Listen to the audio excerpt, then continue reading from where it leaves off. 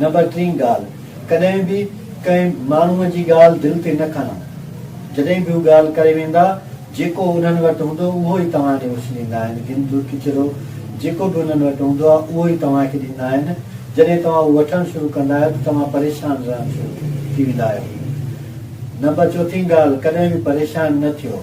जॾहिं बि तव्हां परेशान थींदा आहियो त तव्हांजो दिमाग़ कमु करणु छॾे वेंदो आहे। उहा सोच ई न ईंदी आहे जंहिंसां माण्हू उन मां निकिरी सघे। बिल्कुलु ईअं जीअं अणॼाण माण्हूअ खे कंहिं तलाउ में उछलिजे ऐं चइजे हुनखे तर त हू तरी न सघंदो ऐं बुॾी वेंदो।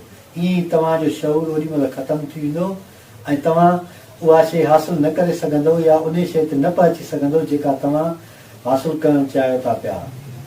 5 ॻाल्हि कहिड़ी, उनखां पोइ वॾा ख्वाब ॾिसो, यानी उन्हनि माण्हुनि जी पैरवी कयो जिन पंहिंजा ख्वाब ॾिसी ऐं मंज़िल माणी हुई। उन्हनि माण्हुनि वांगुरु थियो जेके पंहिंजो नाम निशान हिते बि छॾनि था ऐं ईंदड़ वक़्त जे लाइ बि हू पंहिंजो नाम निशान छॾे था वञनि पिया।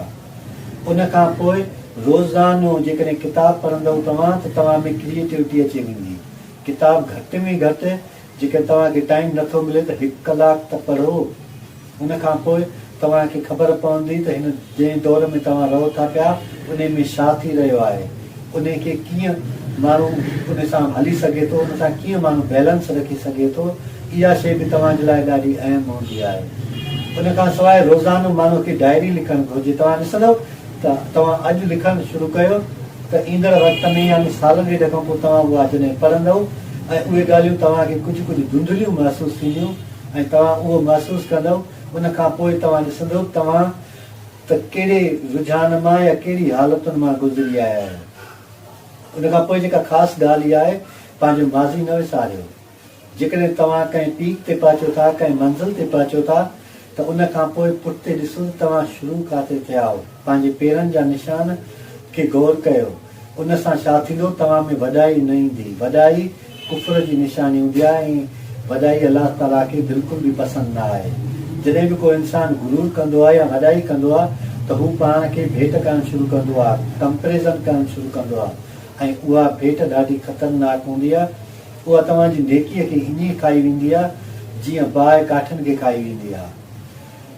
सब्र करणु, पंहिंजो पाण खे हमेशह इहा तलक़ीन ॾियो, इहा कोशिशि कयो त जंहिंमें तव्हांखे का तकलीफ़ अचे थी पई या तव्हांखे का परेशानी थिए थी पई त उन ते सब्र कयो ऐं इंतज़ारु कयो। छा थींदो आहे, जॾहिं माण्हू सब्र कंदो आहे त उनखां पोइ जेका उजरत मिलंदी आहे उहा तमामु घणी हूंदी आहे। अलाह ताला जंहिं बि बंदे सां राज़ी थींदो आहे त उनखे को न को टेंशन या परेशानी ॾींदो आहे त जीअं हू वेझो अचे, हू निमाज़ पढ़े, हू इबादत करे।